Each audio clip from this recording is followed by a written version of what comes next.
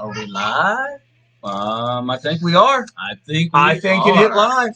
We can confirm. Yeah. Confirm. No doubt. How is everybody's morning going? Let some people hop on here. No doubt. NFL Sunday. It's like Christmas. I guess kind of. Because now it's Sunday, I feel like, isn't as big a deal now because now it's like NFL 3 days a week. No doubt. Yeah. Which I'm not complaining.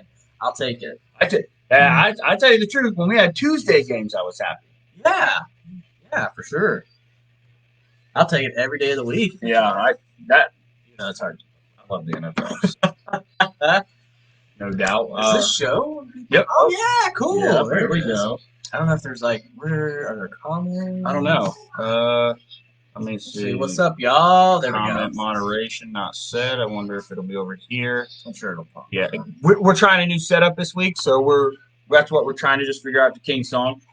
All right, we pastors just state bombing us. Man. That's always trying to get in. They It's know. ridiculous. They're like, oh, I want some airtime. They're selfish, is what it is. Yeah. I see a Christmas tree. That was Miranda. Commented. Hi, Miranda. There you go. So comments. All right, work. cool. We can see them. We got 3. I'm probably 1 or 2 of those. I'm going to close myself out. Boom. Oh, it's not me. Okay, so That works. who's here with us? Oh, there's 4. Who's here with us? Show us some I comments. wonder if it'll show. I wish you did. I wish you did. You're bold enough to click it. Click it.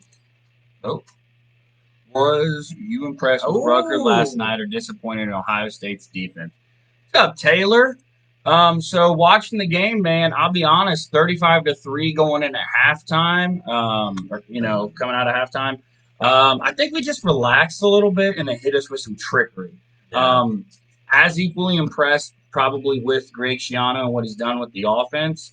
And equally as disappointed in the Buckeye defense. Because we're giving up a few points this year. Sean Wade has not come back to make the impact I think many thought he would. He struggled a little bit. Another touchdown catch on him last night. Yep. Overall, I love where my Buckeyes are at, and having a shortened off season and lack of practicing, I'm not as concerned. But Yeah. I'd like to see a better pass rush, but we're spoiled because we've had the Boses and the Chase Young. That's the thing too. Yeah, when you're comparing it to that elite level, Yeah. it's like how do you even maintain that? Right. I mean, that's just when you're at that level, it's tough. But yeah, like you said, I think especially with COVID and all that, you kind of just get thrown into it with a couple weeks to prepare. I mean, you're going to give up some plays, you're going to give up some points. It might take some games just to get everybody on the same page. I think especially that team aspect. Yep. Especially with college or some players leaving, players coming in. Yep. I mean, I feel like that's even more of a struggle than like the NFL. And we've had so much success with our defense last year with Okuda and Arnett and Fuller, and just the list goes on. Because even when I'm watching us and I see Master Teague running well, I'm still not happy because he's not J.K. Dobbins. So, even Trey Sermon runs well. But if J.K. Dobbins touched the ball, man, every single time I was holding my breath because he could make a play happen. J.K. was, I think, when he was at Ohio State, I think we undervalued him a little bit because we were coming off some of the Zeke years, and people were like, "Oh, it's not Zeke," but man, he performed better at Ohio State. That's the whole it's like tiers. Well, that's like now. I mean, Teague's no slouch, but it's Right. like, well, he's not J.K. So Right. it's like Exactly, it's man. tough.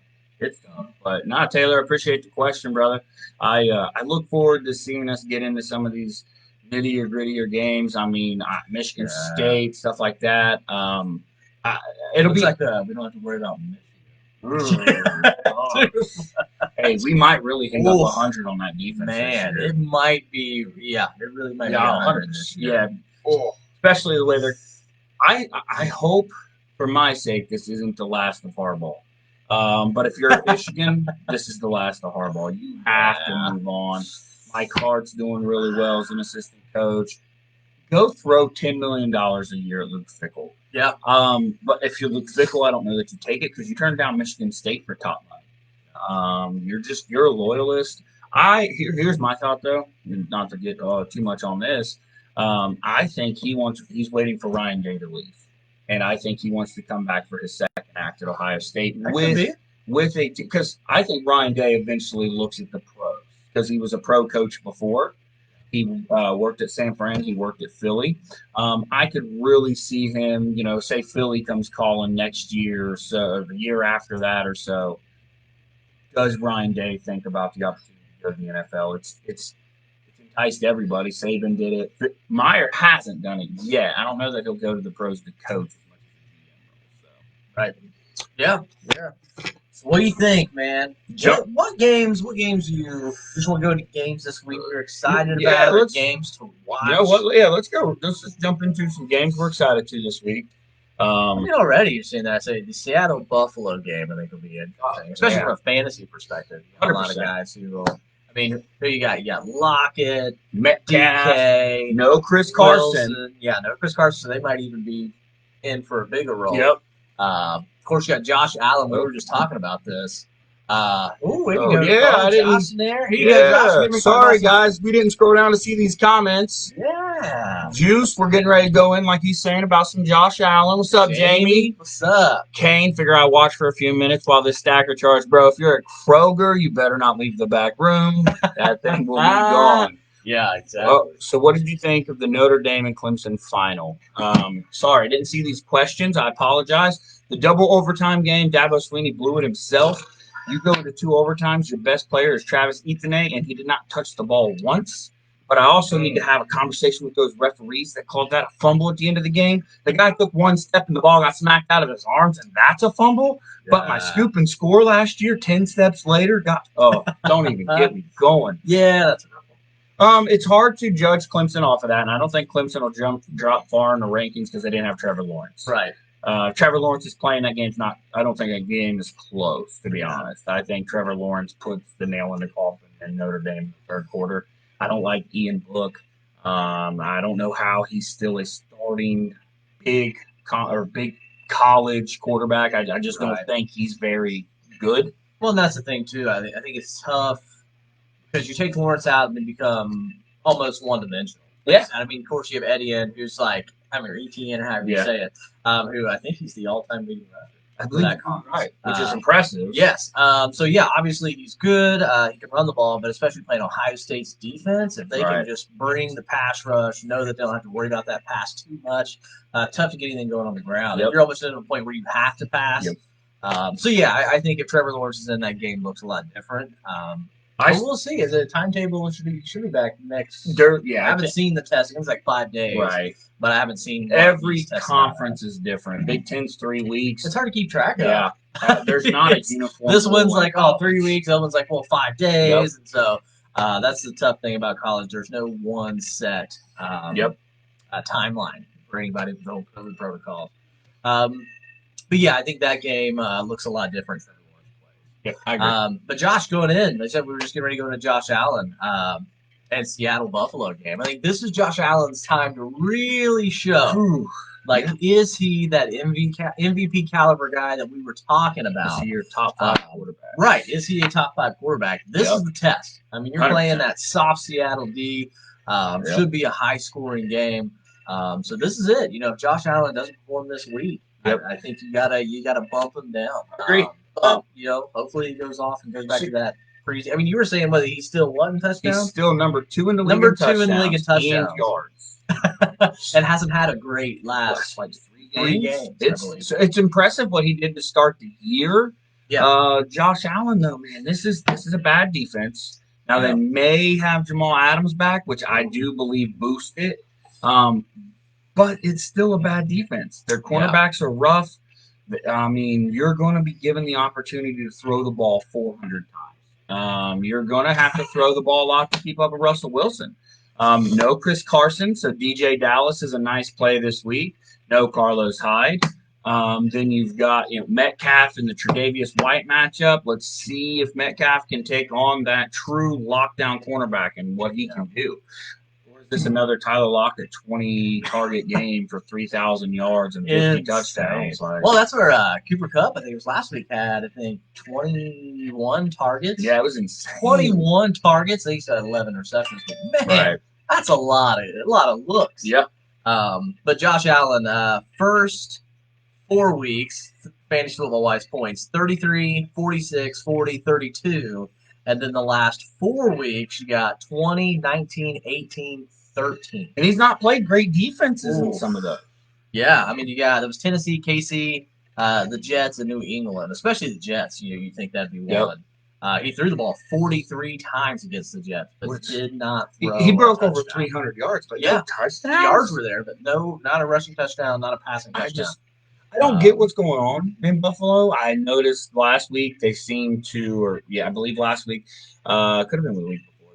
They really put an emphasis on getting the run game going again with Moss and Singletary touching the ball a lot. I think that's been an interesting too. I think we've seen a shift, especially now that Zach Moss has kind of come on. Singletary is still I think he actually finished with a couple more yards than Moss. Singletary did. But Moss had the touchdowns. I think now that Moss is healthy, maybe they try to shift back to that, more of an even game instead of just passing the ball every down. More of that even split. I agree. So we'll see. But, the point of, Moss coming back from injury, last 2 games against the Jets. He only had 7 attempts against the Jets, but he averaged 6.7 yards a carry, had 10 points, 3 receptions. Nice. And then last week against New England's defense, had 14 carries, 81 yards. That's 5.8 yards per carry and 2 touchdowns. Yeah. So we'll see. Moss looks like the better running back in Buffalo. Yeah, I think calling that all year. I think for sure. I think he just does. He's able to do what Devin Singletary does and more. Yes. He has the speed, he has the shiftiness, but he also has the power, and he can catch the ball. Even though he wasn't used in the passing game a lot last week, he only had the 1 target. But I think if I'm in Buffalo, I'm riding with Josh Allen and Zach Moss, number 1. Singletary is more of that change for that. Diggs is still a must start. Oh, yes, for sure. Diggs is going to get his no matter what. Allen, I believe, is a must start this week, depending on his matchup, though. Going forward, if he can't light up his Seattle secondary, score some points in a game where you're going to have to, where Kyler Murray put up 40 fantasy points on him. See, and with Josh Allen, too, you got to hope he comes back this week to that form because his last 5 games of the season, 6 games, but week 17 he plays Miami, but fantasy football-wise, I think most of them in 16. Yeah. You got and starting from week 12 to 16, Chargers, San Francisco, Pittsburgh, Denver, and New England. All good. Oh, those are some tough matchups. Yeah, all pretty solid. Yeah. So hopefully he gets back into form this week. But man, those are some tough 100% matchups. Bears, Titans. I think Bears are the worst 5-3 team in the NFL. Not a fan. I think Titans take that one. Broncos, Falcons. That's a tough one, man. The Falcons are playing pretty well under Raheem Morris. But it's not a game that's going to excite anybody but me. Washington football team versus the Giants. Again, that's a Tyler game. I love me some Washington football team. I'm interested to see how do they utilize? I think the big thing fantasy wise with Washington is how are they using those running backs? Yep. You have McKissick, you have Gibson. Yep. It kind of went back to a split. So we'll see. How much does McKissick cut into Gibson? Are they really going to let Gibson run with it and be the bell cow, or is McKissick still? I think it's still going to be a split. I still don't think they run out and give Gibson 20, 25 carries a game. If they do that, I don't think he gets catches. Right. Like last against Dallas. Right. What did he run the ball? 18, 19 times? Something like that. Something like that, yeah. And he had 1 target. McKissick got all the passing downwards. That's my only fear is if Antonio Gibson runs the ball a lot, they don't utilize him in the passing game. But I think he's better. With a fantasy perspective, like I said, he didn't. Yeah, he had 1 target, no receptions. He was only on the field for 47% of snaps. Yeah, but he had 20 attempts, 128 yards, and a touchdown at 6.4 yards per carry. So I mean, if he's doing that, you're okay with it. I mean, 18 fantasy points, almost 19, 18.80, depending on how your scoring goes. He's looking to be viable every week, so we'll see. I think he's been viable every week, no matter what. His numbers, except the first week, are startable running back numbers. Yeah. You got to think. First week was 6.40, but he was on the field for 26% of snaps. But then, week 2 on 12, 12, 22, 10, 9, 18. So he's been there, especially for a rookie. Absolutely. I think that is very promising. I feel like he hasn't been getting as much talk as the other. No, Clyde Edwards-Helaire, Jonathan Taylor, James Robinson, all these other guys, have been getting a lot of the talk. But I feel like Gibson, maybe it's just because he plays for Washington. Right. I think that's part of it. We're not super. What is? Sorry, we had another cameo appearance. I love him. But Antonio Gibson, I think him and Terry McLaurin are about your only for sure starters. I don't know what's going on in this house. It's crazy. But Terry McLaurin and Antonio Gibson, I feel like every week start in that Washington football team. Yep. Another game that just for viewing pleasure, I'm excited to watch is Baltimore versus the Colts. Yeah. Because you get to see Lamar go against the number one defense in the NFL, but then you get to see what that Colts offense can do against the top 3-4 defense in the NFL. I'm excited for that matchup. If you got Lamar, you roll with Lamar. It's a tough matchup. It'll be interesting to see Dez Bryant if he gets to throw up at X today. I don't know. That's interesting. What do you think the impact's going to be with Dez? I obviously I think you'll have a couple of decent or big games. I would not, me personally, I would not expect the Dez Bryant of old numbers for the Dallas. I think it'll be similar to Hollywood Brown. There might be a couple games where he really shines, but because Hollywood Brown is still there, Mark Andrews is still there. It's one of those you were kind of worried about with those two players, even how much of the target share, how many times they're going to pass the ball, and now you add Dez Bryant to that mix. I think DuVernay might be out there. He's questionable, but a late week injury is always kind of not promising. But even if he plays, it's just another hand in the pot for them. Agreed. So it's there could be potential there, but I don't think Dez Bryant turns into a must-start wide receiver. I don't know that he even becomes flex relevant, especially right away. I'd wait. I would wait and see for sure as well. I don't even know what kind of impact 2-3 catches a game at best. Let's see what his sea legs look like. I don't think he's Antonio Brown. Yeah. That's an interesting case coming back there. Well, how long has it been since he? It feels like a couple of years. When was the last time he played? Because I believe he tore his Achilles for Dallas. So I think we're looking at like 2018 season, maybe longer. So you really don't know. Yeah, his sea legs. What you're getting with him. Yeah. And that's out of camp. That's out of everything. So when's the 2017? 2017. Yeah, so he still wasn't rolling big fantasy-wise. No. You got 2015, played 9 games, 89 points. 2016, 13 games, 181 points. In 2017, played a full season, only 185 fantasy points. So, yeah. I don't love Dez. I don't, if you're going to ask me, do you want Dez? Do you want Antonio Brown? It's Antonio Brown. 32. He's 32. Yeah, of the 2 receivers coming back, I would be for one. Yep. But still, with him, you're not sure what you're going to get. Now, obviously, I think talented and has some rapport with Brady, so it's a little safer. But I think he's definitely safer than him. But I'm still not trusting him. Yeah, I'd have to give him 4 or 5 weeks of solid fantasy, not 4 or 5, 4 or 5 weeks in, but a couple weeks of actual solid fantasy production. And that offense, it's tough. They said you got Scotty Miller, who gets no targets and then gets, a crazy game, 6 receptions, 100 yards and a touchdown, and then 1 reception the next week. Evans, the only thing's keeping him alive are those touchdowns. Godwin's been injured off and on. Gronk's been coming on. It's just tough in that offense. So many weapons. It's you see it with Ronald Jones and Leonard Fournette. Ronald Jones is clearly, in my opinion, running better for that team. But they go out and sign Leonard Fournette, though, so they force it on him too much. And they have so many mouths to feed. Well, it depends. I think the last couple games, when you look, let's look at last week's game. Go ahead, though. Sorry. You're good. I just think there's so many mouths to feed in Tampa Bay. It's going to be hard to know who is getting it this week. Is it going to be Fournette? Is it going to be Jones? Is it going to be Godwin, Evans, Gronk, Scotty Miller, now Antonio Brown? It's great for them. Cameron Brate. It's great for them. It's great for them having Leonard Fournette. Real life, it's an amazing situation. That's the exact situation you want in real life football teams. Like, man, we have all these weapons. But thinking about us. Yeah. You got to think about fantasy football here. Come on. Let's not make decisions to help your NFL team.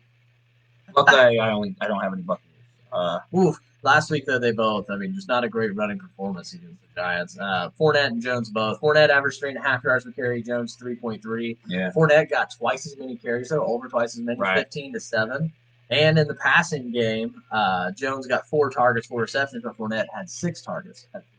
So it's tough. It looks like they're using, of course, it can be week by week, but they obviously used Fournette a lot more last week. Jones has struggled with a couple fumbles. Which I don't think Arians likes. I think he's a guy. He kind of has a short fuse. Yeah, he does. It's you fumble once. He's one of those high school coach where you make one bad play and you're like, great, you're sitting for the rest of your career. Especially with all the options, it's even worse. They don't have to play you, so it's like, all right, you fumbled. Well, we're just gonna go with one. Because then they're just gonna bring Shady into the pass receiving option. Like they've got options. Still have McCoy there. It's gross. I don't like it. That's so many options. My boy's back. Christian McCaffrey against the Chiefs. What a game.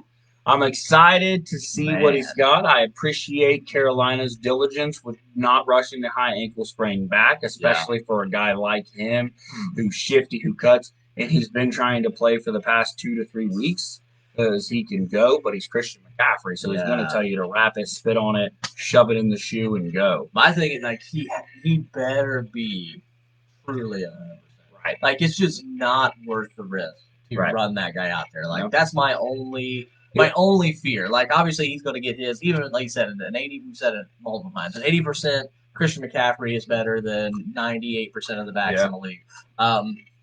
But just for risk-wise, gosh, I hope he's 100%. Carolina's still in the thick of things. Even if I have him on my team, I'm like, no. If he's like, it's like a soreness, like a half point out of 10 pain. You're sitting. We're gonna wait until you are 1,000,000% ready. It's not worth the risk. And that's kind of what I appreciate with Matt Rule, and I'm kind of shocked him being a rookie coach made this decision. He deferred it 100% to his medical staff. If his medical staff has any reservation, Christian McCaffrey would not play today. He practiced all week. He was cutting on it. He was getting hit. So he had a good week, 2 weeks of practice because he almost came back for the Thursday night game, I believe, against Atlanta. But Matt Rule wanted to wait another week. They wanted to be safe with it. And I appreciate that. Strictly NFL-wise, I appreciate that. Fantasy-wise, Mike Davis was killing me, and I would love to have Calf back. But I'm excited for that game. You got Elaire going up against the Panthers. Mahomes going up against the Panthers. That's an interesting game too to see fantasy. Well, both in real life, but especially fantasy football wise, to see what the usage is going to be. Last week not great for either back, so we'll see how it splits. I'm nervous about that KC backfield. Look, if I can get, because I'm in a dynasty league, 2 of them. I would trade Elaire. I would trade for Elaire in a dynasty league. If I'm in a redraft league, I would have tried to sell him too for everything I could.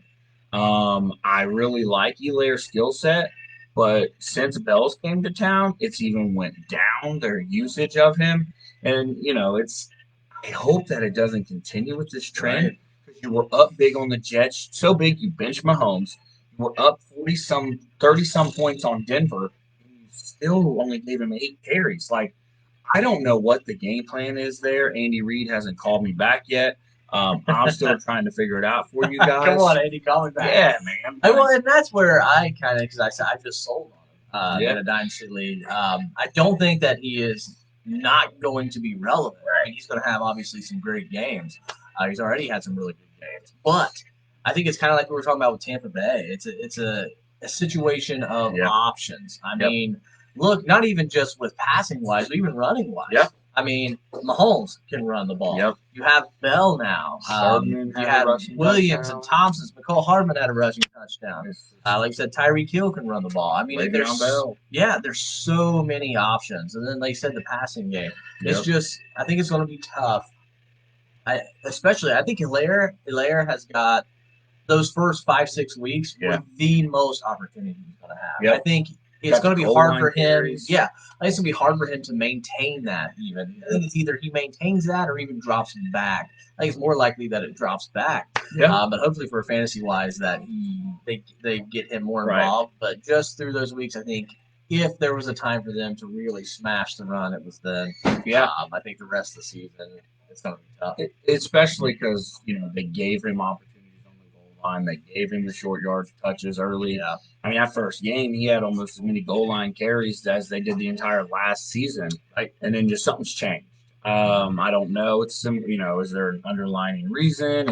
Is playbook? Is he still learning it? Is he nicked up a little bit? I don't know what's going on because like Jonathan Taylor last week played 20% of the snaps, but he had an injury coming in the game that nobody knew about. Frank Wright, really?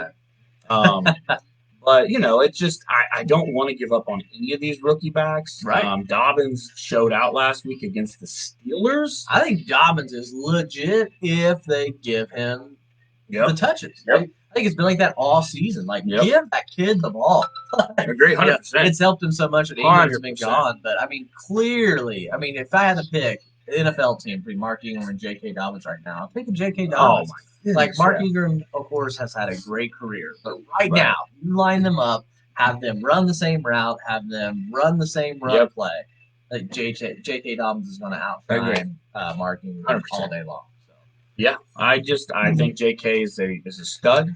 Biased. Yeah. Well, obviously. Even from like we talk about fantasy football and real life play, especially even in real life, that's not even just a fantasy football. Like we're pushing for our guy, right? Like real life, you have to see that. You see the difference in the explosiveness when J.K. Dobbins runs the ball compared to when Mark Ingram runs the ball. Gus Edwards looks good too.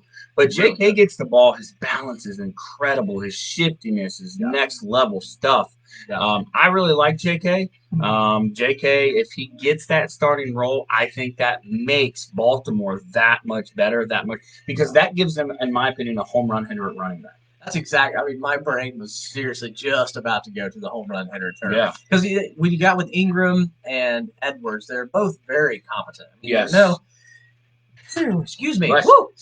There's no doubt that those guys can run the ball. Edwards has looked really good, and they can get you 5, 6, 7 yards a carry. Nice between the tackles. But both of those guys aren't the home run hitter that J.K. is. You're not worried about those guys at any point breaking off like a 78-yard run. J.K. is the guy who can do that in that backfield. So, obviously, you can get those guys the ball, especially, short yardage, whatever you want to do. But if it's me, I'm giving J.K. the ball as many times as I can just because of that home run play. Throw the ball too a little bit, hit him some screens, give him the ability to get in the open field because that's where he's best at. Now, look, he's good in between the tackles, but if he can get out, shake, quick burst, I love J.K. Especially like an RPO situation with Lamar. Why not run that every play? Like, I'm them, it's going to be either a run-pass option. Let Lamar decide, okay, it looks good, hand it to J.K. Or if not, pull it, run it. Oh, that's blocked, throw it. 100%. J.K. played that in college. Yeah. Lamar played that everywhere, still does. Get J.K. going with that some more. Because J.K., to me, is the biggest threat on that offense outside of Lamar because I'm not a Hollywood Brown fan. I think he's a deep threat guy, and if he doesn't get hit deep or, he's not wide open, heck, even he drops passes. Mark Andrews is not a yak guy.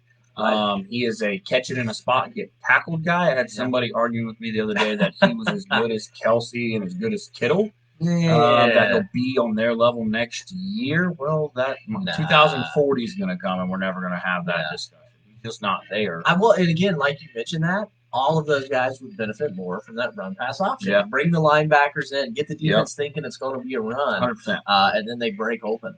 I don't know why that offense, to me, like if I'm a defense and I'm playing that offense, I am hoping and praying that they line up like a conventional NFL offense and don't run that RPO, like West Coast collegiate type offense. Because that's the way it's built. Like you said, we got Hollywood Brown, Andrews, you got the running backs, you got Lamar. That's what that offense would thrive with. You need Urban Meyer. Get rid of them Harbaughs. That's an idea. Yeah, but that's an idea. Lamar is Urban's perfect quarterback. Man, you think about it. Compare the Ravens offense to that Ohio State offense with J.K. You got the mobile quarterback who can run Fields. You have J.K. who was there. You have a better tight end than what you would have. Yeah. And then you have shifty, speedy wide receivers. 100%. Man.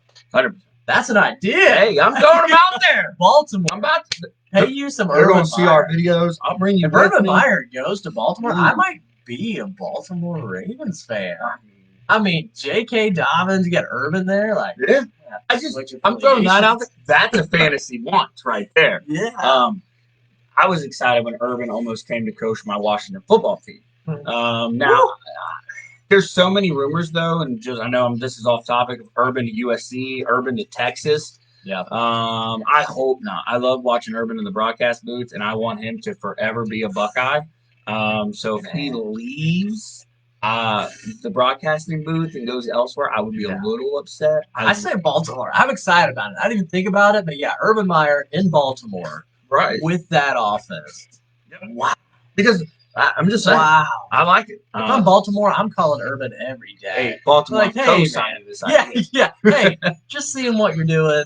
By the way, do you want $10 million a year to be coach of our club? Why not? You know how to coach that scheme. Yep. That'd be a perfect fit. That didn't occur to me until just now. Just blew the speed up. Yeah, I like that. So next matchup, Vikings-Lions. This is Dalvin Cook all day, every day, day. Dalvin Cook for 3,000 yards this game. Yeah, in for a game. I'm also doing this to jinx him because we called Derrick Henry 200 yards, 3 touchdowns. He called 4 touchdowns, something along those lines. Yeah. Maybe it was nice. Yeah. But I'm hoping to jinx Dalvin Cook. Hopefully you stub your toe in the locker room. What did he end up with? Dalvin Cook or Derrick Henry? Derrick Henry. Against Cincinnati, I think it was like 100 yards and a touchdown. Like 116 and a touchdown. Look at that. Yeah, 18 carries. And he averaged 6.2 yards per carry. If he would have had the 30 carries, I mean, gosh. What are you doing, man? Only 18 times against the Bengals, but yeah, 112 yards and a touchdown. Texans. You got Texans, Jaguars next. No Gardner Minshew. They're going with Jake Luton, rookie quarterback.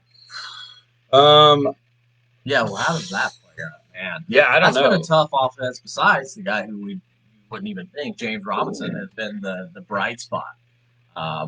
Just got some injury news. I hate to just go for it. Nick Chubb is rumored to be back playing next Sunday. Ooh. Back to practice this week. That's what Cleveland's hoping for. Baker is on the COVID list. Just got put on the COVID list today for close exposure. Best thing that could ever happen. Oh, I know. Bring Case Keenum in. He's like the Nick Foles. He's great in relief. Horrible as your starter. Right. But yeah, Nick Chubb, that's an interesting one to keep your eye on. That's going to obviously hurt Kareem Hunt's value a little bit. But watch for Nick Chubb to return next week. That's big time for, down the stretch fantasy perspective. So Texans, Jags, Deshaun Watson, James Robinson, Will Fuller, about your only starters there. Brandon Cooks, David Johnson. I take it back. They're starters for the Texans. Jaguars stink. You bench Gardner. I don't even know if I start a wide receiver. Yeah, with Gardner being out, that's gonna be tough. Chark's been up and down. Yeah. You had Cole that's been in there. Laviska's been in there. It's so up and down. It's just it's tough in that offense. Yep. That Raiders Chargers, that'll be a fun one. Chargers. Justin Herbert is throwing the ball lights out. I had somebody message me a trade scenario they have that they were looking at. Let me run through this real quick. It was involving man, Herbert going against Miami. Yeah, he goes off. So you've got. Did Allen? No, I thought I saw Allen might have been placed on the. Might have been sick. I don't know if he was sick, and they wanted to make sure that it wasn't COVID, but his test came back good this morning. So is he going to play? Yep, he's playing. Okay. So I saw somebody. They sent me a trade, and this is a Christian McCaffrey owner. They were going to receive Justin Herbert and Mike Davis and trade off Matt Ryan and David Johnson. This is, I believe, a redraft league. Having Christian McCaffrey, needing that handcuff. I take the trade. If you're getting Herbert over Matt Ryan and he showed me his running backs, he could spare David Johnson. I think if you have who we have a running back. We have Caffrey who's coming back. His other two were James Robinson, Christian McCaffrey, and then he has Le'Veon Bell. I mean, you're okay with running with that, and you get the handcuff if McCaffrey goes back down. It's like having a third running back. And Herbert's throwing the ball so much. I think the step up, you're getting the handcuff and the step up. Yeah. Herbert from Matt Ryan. Fantasy-wise, I like it. Yeah, is that a redraft? I believe it's a redraft. Especially, I mean, I like the trade anyway, but especially if it's Dynasty, I click that button. Herbert, Even if you're trading that to get Herbert, because just Herbert. But the fact that you get your Mike Davis handcuff, which is very much needed, just because we got to wait and see with Cap. Yeah, the uncertainty there. Yeah, I like that deal. Because I feel like Chargers are going to throw all day on the Raiders. You got the Steelers, Cowboys. You start every Steeler on offense. You bench every Cowboy on offense.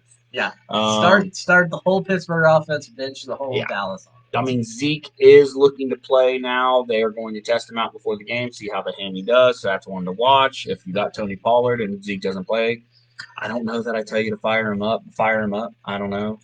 You're playing the Steelers. You see what Baltimore did last week. So Dolphins Cardinals, interesting game. Dolphins last week smacked the Rams. That defense balled out. Tua didn't even break 100 yards passing, which could be expected. I'm just not a Tua fan. But that defense beat down the Rams. It was very impressive. But it's Kyler Murray, it's DeAndre Hopkins, it's a step up. For me, I just don't see the Dolphins repeating that success. I would like to see Tua take more of a role. 98 yards passing doesn't get it done this week. Right. Kyler Murray's going to go off as usual. DeAndre's going to have his stuff. So, one of my favorite games of the week. I just don't even know why the Monday Night Football game is what it is. Why do you put the Patriots Jets in prime time? It's disrespectful at this point. Yeah, that is interesting. Cam Newton looks horrible. Joe Flacco will be the starter this week. That's horrible. I don't like that, man. I'm not even tuning into Monday Night Football. It's awful. That's a rough game. That's disgusting, NFL. You had time to do something better for us. Put this Saints Buccaneers game that I am incredibly excited for again. Put that on Monday Night Football. Now it's your late night Sunday game, and Michael Thomas is back. Now, I am excited for that game. Yeah, I think you see a lot better offensive effort from Tampa Bay than you did. Because that was the first game. They were still learning. Yeah. Now you got Antonio Brown, you got Fournette, and you have those, 8 games of experience with each other. I think Tampa Bay takes this one, and I think 100%. I think it's a lot better to me. I think the Saints still hang in there, especially with Thomas back. But I think Tampa Bay goes off. It'll be interesting to see. Thomas was going to be back a couple weeks now. Beat up a teammate, pulled a hammy. High ankle sprain. So, Thomas, I'd love to see you come back and prove why you're the best wide receiver in the NFL. You went 3 for 17 first game against Tampa. I think that was not indicative of anything with you. I think it was very much so just how sloppy that first game was. Because it was so up and down because it was the first game coming into the COVID season. I don't hold that against you, Drew Brees. Stop bringing Taysom Hill in too, Saints. You bring him in at quarterback, you're pretty much just wasting a play. I've noticed the past few weeks when he's in, it's negatives. It's 2 yards. It's 1 yard. So then you're going into 3rd and 9s, 3rd and 8s. And, I'm not saying you can't do it, but you're playing Tampa Bay this week. I don't mind a little bit of trickery with Taysom Hill. He is phenomenal. He is a great jack of all trades. But let's just not be cute this week. And stick with your bread and butter. Yeah. Kamara, Jared Cook, Sanders is back. Michael Thomas is back. Let's get it going. Yep. All right. So you want to just jump into rankings real quick? Let's do it. We already hit on some of them. But just brush through them real quick. Yeah, we can fly through them that way, guys. So quarterback, you got Russell Wilson 1, Pat Mahomes 2, not questioning that. Kyler Murray 3, Deshaun Watson 4. I actually don't disagree this week. He's playing Jacksonville. If you don't do better than that, that's a problem. Josh Allen at 5. This is your make or break week, buddy. Come on, Josh Allen. Yeah, I think he has to finish at quarterback 5 if you're going to be confident for him the rest of the year. Because again, especially with those matchups going up for fantasy perspective, whoever owns him in leagues, he has to. Yes. If not, I would be thinking about maybe making a move for another.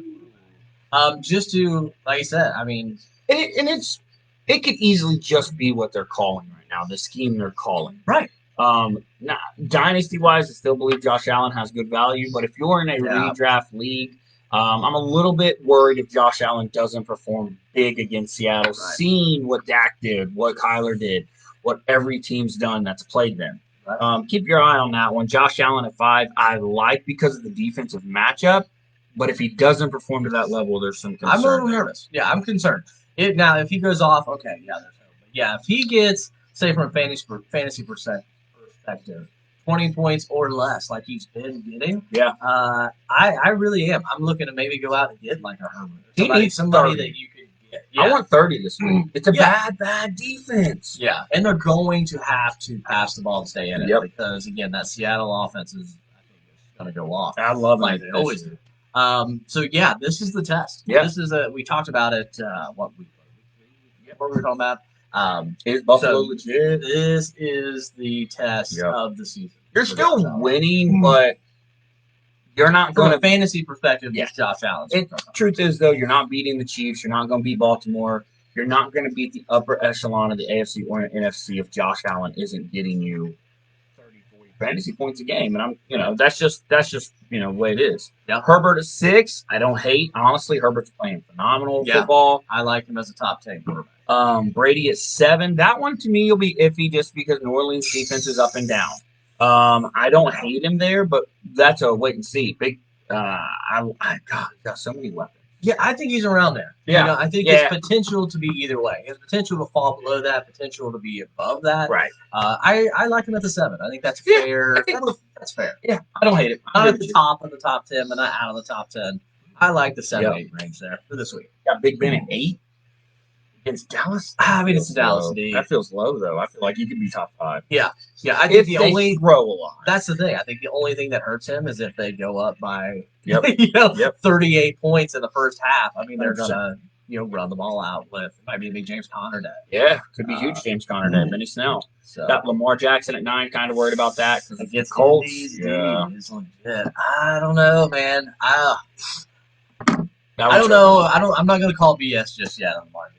I'm not gonna give up on that. But this week, number 9 against Indy defense, number 1 defense in the NFL. I think it's gonna be tough for him. Tough sledding. I mean, hopefully he goes off and has a Lamar Jackson game. He's gonna have to have it. Yep. But I don't know if I'm too sold on that. Kind of right there with you. Being a Lamar Jackson owner in one league, the Colts defense is a scary matchup. I've almost benched him to start Drew Brees. I'm not. But I almost have benched him. Man, that is a good man. He's got Drew against that team.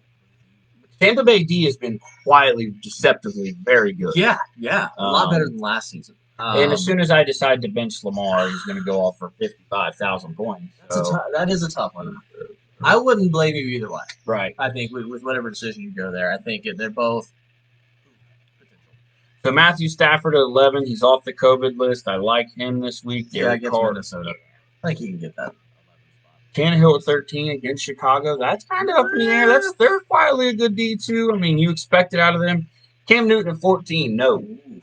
This is a big one. Okay, this is a big week. He can. Yeah, it's just make or break. I mean, he has to if he want not even just fantasy football wise. If that guy continues to want to be a starter in the NFL, you better go off against the best team. Might be losing. Like if he loses this game, he's benched. It's Jarrett Stidham the rest of the way. I would agree. I think this is his test, not even fantasy football wise, but NFL wise. Yep. I think if you're Bill Belichick and you play this game and it's even if it's a close one against the Jets, and especially if Cam turns the ball over, especially with those fumbles, interceptions, if he does not play, not even just well, but at a high level this week, it might be Jarrett Stidham. It's been bad since he's returned. It's been ugly. Here's a deep sleeper for me. Ooh, Drew Lock at 18 against Atlanta. I guess not deep. He's near the bottom of the quarterback list this week. I like him better than 18. I like him better than 18 because that Atlanta defense is crap. I would push him early teens. Maybe 13. I could see him having a better game than Tannehill, Cam Newton, Nick Foles. For sure. All those guys. Just look, Titans went out and got Desmond King, by the way, for a 6th-round pick. That's a steal. Yeah. I like that. Goodness. What a steal. I like that deal. Former All-Pro. He's still young. And you gave a 6th-round pick for him? What? Why didn't everybody jump on that? I had to talk to them with some of my fantasy football trades. No doubt, man. How are you making those deals? Yeah. I just great trade for the Titans. Yeah. Saints went out and picked up Quan Alexander. I like that. He's a difference-making linebacker. I really like him in the Saints. They give him that speed, that rangy guy. Yeah. Yeah, with Locke, yeah, I'd put him probably 12 or 13. Yeah. I think with that top 10, 11, you still got 10, 11. You got Jackson, Ryan, Stafford, Carr right there. Yeah. But then you got Tannehill, Newton, Breeze, Foles, Bridgewater. And that's where I could see him squeezing in. Yeah. So Bridgewater, I don't know that goes that high against the Chiefs. So just Drew Lock. If you need a deep league quarterback, if you're struggling, I like him. I like Drew Lock this week. Let's jump into running backs. I'm not arguing Dalvin Cook at 1. It's Detroit. That's disgusting. Christian McCaffrey at 2. Oh. Let's go. Okay, I need you at 2. You got Kamara at 3. Can't argue that. Derrick Henry at 4. James Robinson at 5. Hey, he stayed sexy. Okay. Thank you. Yeah, especially now with the quarterback change. Yeah, Raquel Armstead's not coming back because of his COVID complications. Yeah, I think that's a win for James Robinson. Everything has went right for James Robinson. Like James Robinson, happy early Christmas to you. I mean, you weren't even going to, you were probably the third option in that backfield. There's going to be Raquel Armstead, Zigbo, and then Robinson. Armstead gets the COVID stuff going on. Zigbo gets the injury, and all of a sudden you're the guy. You trade away Fournette. Wow. And then now shady quarterback play. They're switching quarterbacks. He's going to see 20, 25, 30 touches. Love it for James Robinson. Yeah, for sure. All right, look here. All right, I'm getting tired of this. Every gosh darn week. I'm tired of it. I already know what you're going with. I didn't notice until I just looked at the rankings that I see. Josh Jacobs. You can't see it. That's just so questionable. There he is, 7. Right Josh there. Jacobs, number 7? Yeah. Quit it. Yeah. Quit doing it. You gotta, yeah. I'm not a fan. Oh, he's questionable this week, too. No. I just don't. I don't like it. They said that 13 points against Cleveland last week. 31 carries. He did have 129 yards. 31 carries. Yes, but no touchdowns, no receptions. Trent Brown's out again. He's going to be out for a month due to COVID complications. That's only going to make it harder for him. Yeah. Look, until he does something with those carries he gets, stop putting Josh Jacobs in the top 10. I'm sick of it. I don't want to see it anymore. Stop doing it. What are the points? What's a top 10 running back point? 18 points, 17 points, 15 points? This year it's lower, and this year it's lower because you have Barkley's out, the cast has been out, Aaron Jones has been out. I'd say 16 to 18 probably. So, 16 to 18 for running back 1. Or like top 10. Mm-hmm. So in 7 games this year, Josh Jacobs has only surpassed 13 points twice. Twice. The rest has been 13 and a half. He's touchdown dependent. 8, 10, 6, 12. Get rid of it. Yeah, get him out of the top 10. Keep him out of my top 10. Yeah. Don't like it. Put Antonio Gibson in the top 10 over him. Yeah. I mean, look, I am sick of it. Yeah. All right? It's too much. The Josh Jacobs love needs to go. Yeah. All right? I mean, he is not performing top 10 wise. He just isn't. I don't know if it's John Gruden's coaching stuff. No, because he's giving him the touches. He's getting the touches. That's the thing we're seeing. He's getting the volume. And maybe that's why they keep putting him in there, just with his talent level and the touches he gets. Yeah. But it is just not transpired. I'm out. Look, I'm out on Josh Jacobs for now. Until he shows otherwise. Josh Jacobs, you're not top 10. I don't understand what everyone's doing to you. Yeah. Stop doing it. Stop doing it. I mean, he's coming in at, let me see what he is ranked. He's at number 12 right now. So, and he's played in every game. So, I think that's more accurate. I don't think he's top 10, 12 to 15. And now look. And those were with a couple of big games. He had like a 35-point game. And that's with some big injuries to guys like Aaron Jones, Christian McCaffrey, Saquon Barkley. If those guys are healthy, realistically, he's top 16 running back. He's your RB2. But you didn't draft him at RB2. I mean, so I'm out. I'm not a fan of Josh Jacobs. I'm out. So, yeah, I'm not a fan of the top 10. Nope. Not in that offense. Just going down the list, there's nobody else that kind of like, oh my God, the rankings are bad. I like DeAndre Swift a little bit better than 19 this week. Here's a good question. This is for me in a league. Okay. A decision.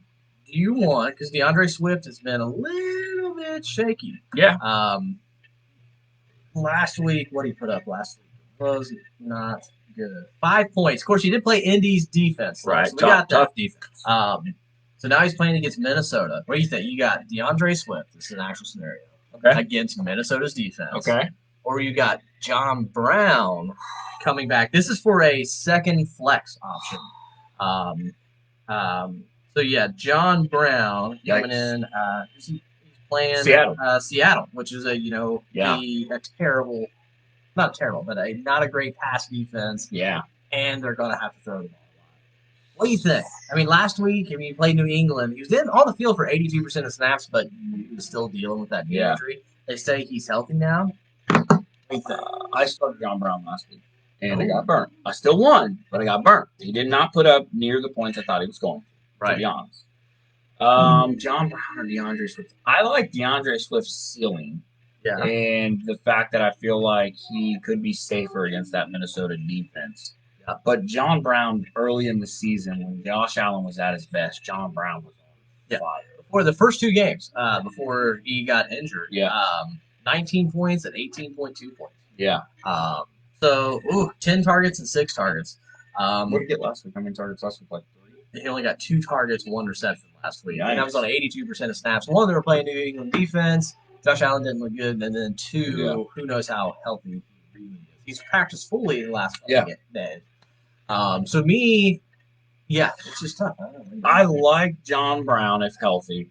I always roll the dice on running backs. That's just I like running backs. Just because maybe there's the more volume. Right. That's what it means. You're going to just see more touches. Yep. And DeAndre Swift, for me, has some big playability. Yeah. If Matt Patricia wasn't there, I would DeAndre Swift hands down. Yeah. But I think, coming off the bye, I thought we were going DeAndre Swift whole. Like, we weren't doing the Adrian Peterson, Kerryon Johnson stuff anymore. Right. I don't know. Kerryon had a touchdown. Yep. Kerryon had a touchdown out of the backfield. So yep. That's the only thing that's a little bit disconcerting. So I don't know. I've flip-flopped back and forth. I'm not sure who I'm going to start. What's the projection this week? What are they projecting for? What are they thinking? Great question. Let's go to ESPN first.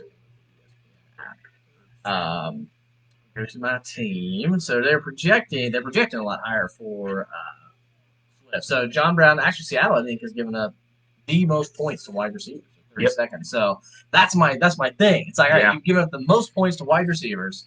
There's John Brown at 10.5. He's projected. DeAndre Swift, Minnesota is given up to 17 points, so they're middle of the pack. He's projected 13.7, which I feel like is pretty high. I mean, that's been his average every other week besides last week and then one other back there. Looking at DeAndre Swift's last 4 games, right? 15, then the bye week, then 27, then 14, and last week was 5. Right, and that's against a stud defense. So defense was great. That's my ultimatum, because it's like, man, Swift has looked really good, but then John Brown in that matchup. Yeah. I don't know. For me, again, I roll the dice on running backs. I would probably go Swift, even though I don't know his role in the team. I don't know none of that. Because Matt Patricia tries to be Bill Belichick, but he's just not. But I still like DeAndre Swift's upside. Watch John Brown go off for 200 yards this game because I, said no. I'm going to do it. Yeah, I'm going with DeAndre Swift here. Oh! I'm going to go with DeAndre Swift. That'll be my fault. I apologize now. It's on you. I will take full responsibility for that. If I lose this week, it's my team's almost 100% healthy finally. So if I lose this week, I just I'm interested, like you said, with that Buffalo game to see what Zach Moss does. We talked about Allen. Yeah. But man, are we going to see the emergence? Like I said, he had to have more than 10 carries before last week. Yep. It was 9, 8, 5, 7. Against the Jets, he looked good, 7 for 47. Also had 3 receptions. And then last week, 14 carries, 81 yards, 2 touchdowns against the Patriots defense. Yeah. So man, we'll see. Hopefully he continues to break. I like Zach Moss. I just think they have to stop. They don't have to stop using Singletary, but they have to stop acting like Singletary's Zach Moss because he's not. Yeah, for Zach Moss to be relevant, they have to get away from the 50-50. Yep, I'm tired of it. It'll have to be more, and I feel like just with looking at both running backs, again, I think Zach Moss can do, and this is what we said at the beginning of the season, Zach Moss can do everything that Singletary can do and more. But better. He's better. So I would, if I were them, just based in, and when Zach Moss was out, you saw what you have with Singletary. Not good. Nope, not good at all. So to me, we'll see. I say see if we have a breakout performance. Hopefully, Moss gets involved in the passing game and gets to eat a little bit. 100%. They should stop playing the Singletary game. I would really like to see Zach Moss get the ball this week. Yeah. I would like. That's the thing with these rookie running backs this year, and I don't know if it's because of the shortened off season. Right. They've none been given the job they were drafted to do. Yeah, and that's what's so interesting. It is, I don't know if it's just again, if there's still that stigma of just they're a rookie. Yep. Kind of feels like it, especially those situations. Like you said, you have Moss in Buffalo. Yep. Singletary has struggled. Why not just give that guy the ball? And then you have, like I said, with the Chiefs. I mean, Helaire was doing well. I mean, with the production he was getting, he actually had the most volume out of anybody. Yep. But not the touchdowns. If he was scoring touchdowns, we'd be talking obviously clear top five guy. Yeah. But I think it's just tough for him in that offense to score. They have so many weapons. And now he's just not getting the touches. That's it. Antonio Gibson has looked great. You give him the ball 20 times, he's going to be a 100-yard plus guy. Antonio Gibson catch the ball. My favorite running back to watch. I love Dobbins. Antonio Gibson can do everything. The way that Ron Rivera will use him, I really like. He runs the ball a lot. I wish, though, if they're going to run him, they don't take him out of the passing game. I understand they're trying to keep J.D. McKissick involved, but Antonio Gibson seems like a difference maker. Yeah. So they were talking about with Swift, same thing. He gets the volume, he's good, but then you have AP who's taking I just don't understand. I feel like you're just feeding these guys the ball because of their name, and you have them on their team. So you're like, well, we got to give them something. Trying to be respectful. Yeah, but if you're out there, this is the NFL. You're out there trying to win games. I 100% agree. Mark Ingram, honestly, I don't understand how Baltimore even wants to bring him back. Yes! Dobbins and Edwards look so much better. And Ingram, I think he signed. At first I thought he was a free agent this year, but he signed through next year, which is another reason why I sold on Jake. Yeah. Just because I feel like if Mark Ingram's there, they are paying him money. They're gonna give him touches. 100%. 100%. You want to hop over to wide receivers real quick? Yeah. Close out on wide receivers. Bro, okay. So this is Keenan Allen is wide receiver 1 on the week against the Las Vegas Raiders. I like me some Keenan Allen. I mean, the targets are there every week with Justin Herbert. He catches everything. He catches touchdowns. He's playing. I love Keenan Allen. Keenan Allen's a must start. Love Keenan Allen. Put Keenan Allen in there. Yeah, I have no problem with him. Well, I don't know. He's going to be a little bit tough because you got, Diggs against Seattle, like we were just talking about, against that number 1 points, and Diggs has been going off. If Josh Allen looks like the Josh Allen of the first 4 weeks of the season, I give Diggs the number 1 And I think he's ranked here because you don't know what Josh Allen you're getting. I would agree. But you know what Justin Herbert's getting. The guy's going to take the chances. He's going to throw the ball a lot. Kids playing out of his mind. And he looks for Allen a lot in the end zone. A ton. I like that. He's going to get the volume and end zone. Yep. Hopkins at 4. I can't argue. Lockett, Metcalf, 4 or 5. Lockett at 4. Yeah. I like them both. It's possible they both are. Man, there you go. BS or not BS. Lockett, Metcalf both finish. Yes. That's where it's kind of proven it's kind of a one guy gets the show. The other guy still doesn't fall off. Right. Well, DK did have that game. DK's had one game, I think, this season where he's below 16 or 17 points. Yeah. I don't. The only reason I don't think so is because if Tre'Davious White shadows one of them. Yeah. So, if you look at DK Metcalf, he's had to date this season only 2 games below 18 points. The one game below was 14.6, which still is not bad. He had 4 catches, 106 yards. That's not bad. Give me a 10 Gibson. I can't trade. Why is he got to do that? Basically, who you got? Why is he got to do that to me? That's my guy. That's basically who you got for him. Yeah. Honestly, yeah. That propelled me to be able to make the trade to get DK. You're all right. That trade straight up. I love DK. Look at him. He knows I love Antonio Gibson. That's my guy, so he's doing this to me. I love DK. DK he is so concerned about getting better at wide receiver as well. I think I just love the whole thing. I still go back to that effort play against Arizona where he chases Buda Baker down. That just lets me know this guy loves football. He loves playing. More than that, let you know the guy is a freak. Well, that too. But a guy that big running that fast. That's scary that too. Should be illegal. It should be. I'd be terrified. All right, I call BS on both top 5, and that's just because Tre'Davious White shadowing Metcalf. I still can see top 10. I don't know if they both. I think top for 5. Sure one of them go top 5. Yeah, the other one goes top 10. I agree. To me, agree. You got Julio at 6. Love it. Never gonna doubt Julio. That's my dude. I would have him even higher, but just with the potential of all those guys ahead of him, I think he falls. And Calvin Ridley not playing potentially, that's a high possibility this week that he doesn't go. That's something to keep your eye on. You have to be worried about the double coverage, the over-the-top coverage. So just keep your eye on that. With Calvin Ridley, I don't think he suits up. Michael Thomas at 7, I hope so, but coming back off such a long layoff against a team where you got 3 catches, 17 yards. Look, he's tough one. He could come out and they want to throw it to him 20 times. That's so true. And I think if they're going to win, they're going to have to. Yep. Like, if the Saints are going to win this game, Michael Thomas has to go. 100%. Him and Kamara both. 100%. But we'll see. It's kind of up in the air. Yeah, I don't love it. I don't hate it. Right. That's the one to kind of watch. But if Michael Thomas is playing, you can't rank him outside the top 10. Right.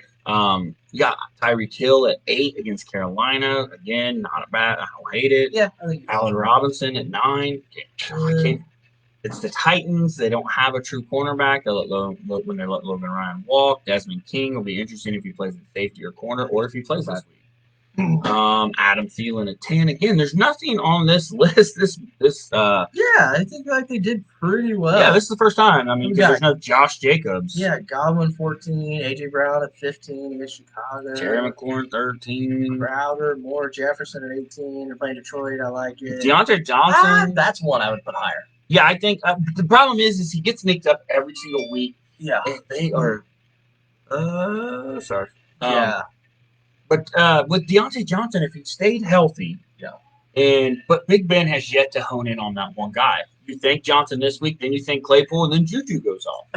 But kudos to Big Ben because you're keeping every single defense you play on edge. Yeah. That's what I like from a real life perspective. Yeah, fantasy perspective. Steelers. But I love that because you have the weapons. Yep. And it's basically like it's the take what the defense gives you. 100%. It's like, all right, 100%. you're going to shadow this guy. Well, I got You're going to key on my first 2 wide receivers. Well, I got Chase Claypool over here. Yeah. Or you have a stud Washington shows up. Yeah. So I as much as I hate to balls out. talk about the Steelers as much, I like that approach to them. Love it. They're not committed to forcing it with one guy. 100%. They kind of see how the defense is going to line up against them, and then they just take what the best option is. And I love that approach. That's how you win football. Best thing you can do. Yeah, that's kudos. how you win football. That is how you contend with the Chiefs. That's coming up in a system where Big Ben has 4 targets. James Conner, Benny Snell, Anthony, Jalen. Like the Steelers have done a great job of drafting late players, 2nd through 6th round players. And it just worked so well. And they go and sign Eric Ebron. I think the Chiefs have almost they've changed the game in that aspect. Perfect blueprint. Because when you look at the other teams who are going to contend with them, they've all shifted to that style. Yep. You look at Seattle. Yeah. Same way. It could be Lockett. It could be Metcalf. It could be Carson. It could be David Moore. Yep. When you look at Tampa Bay, I mean, you've got all of those options. I think that's Saints. Thomas, Sanders, Jared Cook, Kamara, everybody has went out and tried to find you. And to his point, 3, 4, 5 viable options every single play. Here's a comparison. This is the comparison you're gonna love. Is Mahomes the LeBron James of the NFL? That's just and the Chiefs. Look, the Chiefs. That's no. Yeah, I think it is. You have a great player, and then you go out and you get all these weapons to go with them, and the only way to compete is to get all those weapons on your own. I love Patrick Mahomes. I hate LeBron James. I'm not talking about what they've done to the game. Like everybody else has been forced. The only thing I ever would disagree on that is nobody thought Tyreek Hill was a top 5 wide receiver before he came to the NFL. Travis Kelce was not the number one tight end in the NFL before Patrick Mahomes. Anthony Davis was top 2 player, top 3, 4 player. LeBron James needed him. I think Patrick Mahomes does it with anybody. I think LeBron James needs people. Yeah, I think Patrick Mahomes could do it with him. Because Demarcus Robinson goes off, Mecole Hardman goes off. I mean, I think that Patrick Mahomes could do it with Sammy Watkins goes off. I would be interested to see. I wish you could do a flip-flop. I'd be interested to see what he did. I mean, what you think he goes off? If you give him Baltimore's receivers now. Yeah. Because, I said, with other situations, yes. But anybody, I don't know. You put him on the Jets.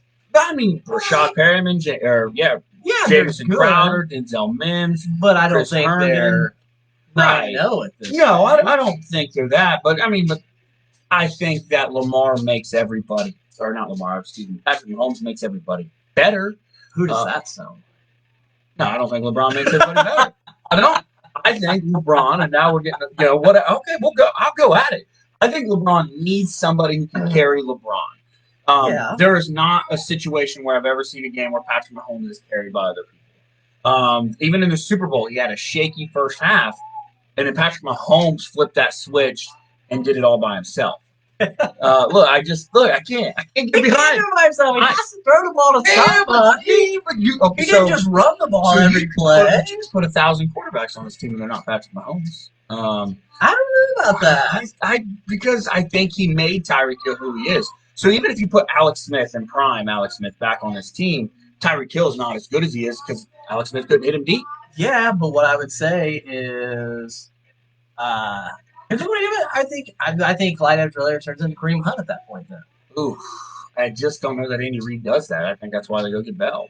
I think they do if you have Alex Smith as your quarterback. Ooh, I don't know. Quarterback who's not there. I think there's a handful of quarterbacks you put on this team, and again, though, we're talking Tyreek Hill and Travis Kelce because Hardman, Watkins, Demarcus Robinson are all bargain bin players. Hardman, I think, has potential.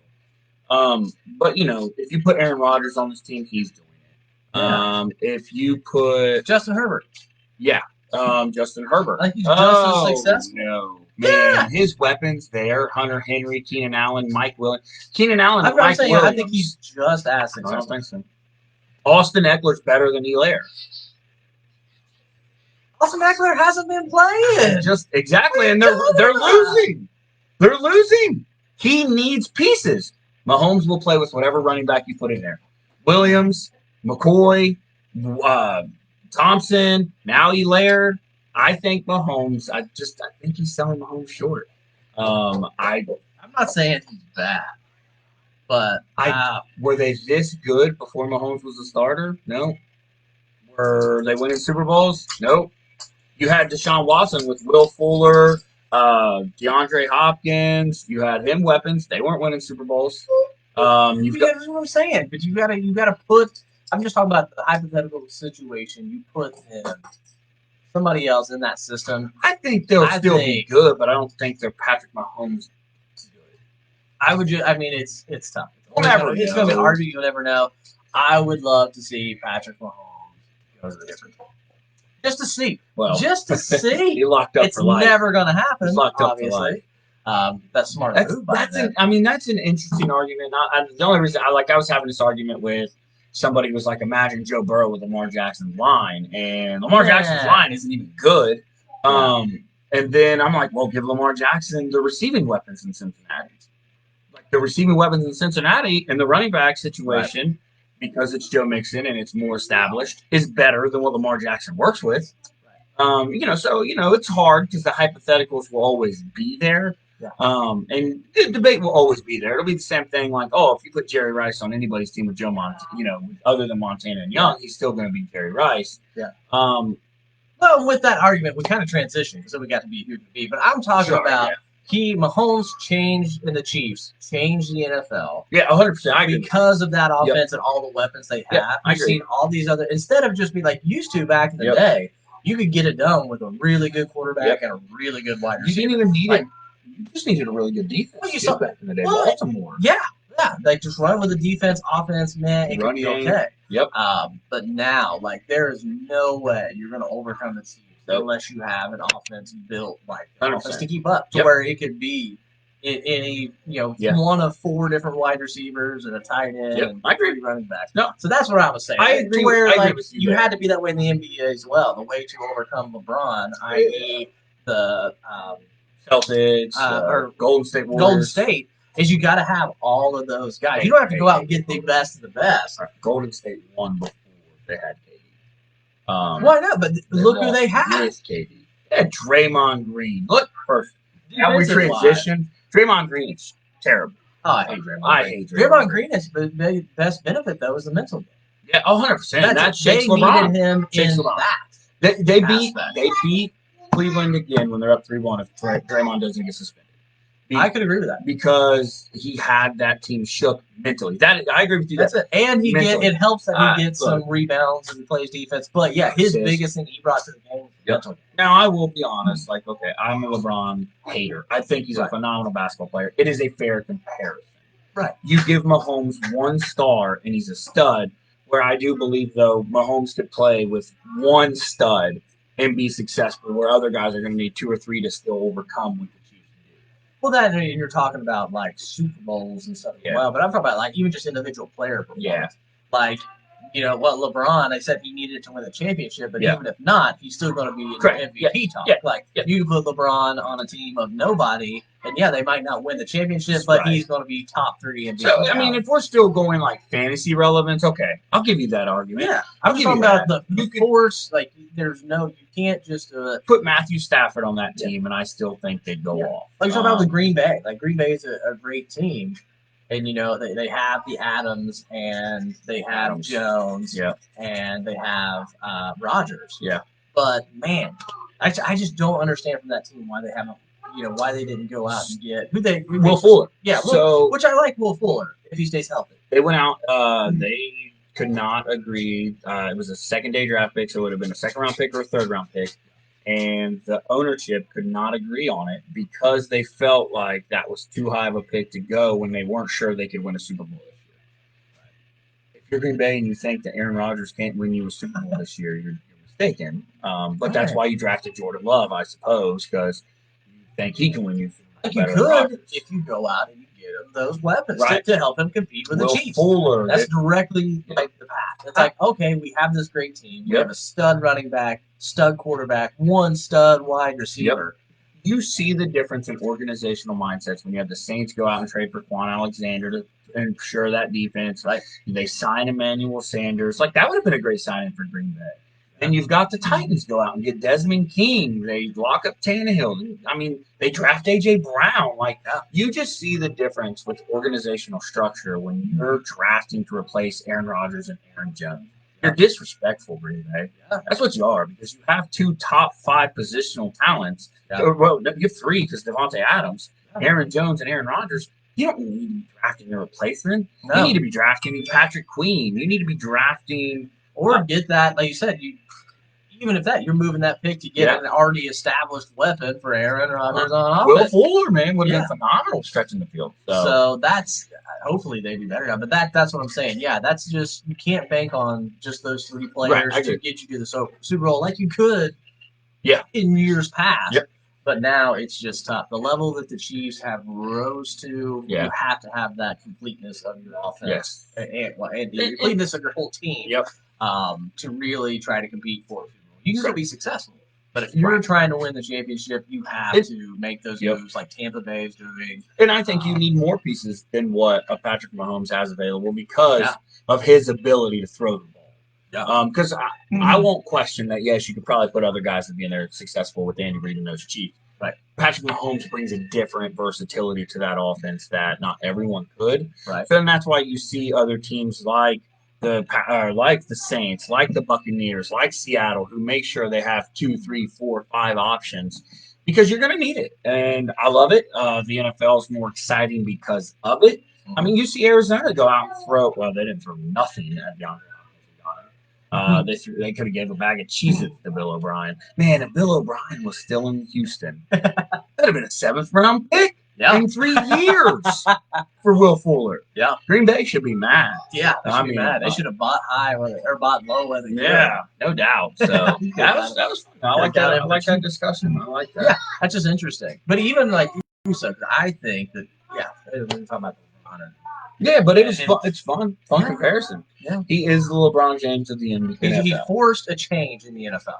Yep, that's my thing. Now it's same with the NBA. Like you can't just have that one stud guy anymore. Like a Giannis or something. Like that's not going to get you there. You got to have a complete team. Yep, to get you there. And a complete player to lead that team. And I don't know that Giannis is a complete player. Right, sure. I was just trying to. But that's a fair. That's a fair. No. I get it. You can't just bank on one guy. Stud. Like in New Orleans, you just couldn't bank on having AD. Yeah. Like yes, he's great. The top 2-3 guy. But that's not going to get done. He needed a Steph Curry or LeBron James. Yeah, you just couldn't compete because other teams are going to score you because other 3, 4, 5 off scoring. Yeah, I agree 100%. Yep. All right, man. What do you think? Hey, man, that's fun. I'm excited for some football. I'm going to go finish putting this kitchen sink in. No, we just want to make sure. I know it's late notice, guys. We got out here late. We apologize, but we just want to make sure we got out here. Appreciate you guys that did tune in for a little bit. Appreciate everybody who even didn't get the opportunity to. We'll try to maybe get it on here a little bit sooner next week. Just depends on our work schedules and stuff. We had a busy week. But, guys, thanks for tuning in. Thanks for all the questions you send and stuff like that. We appreciate y'all. See y'all. See you guys.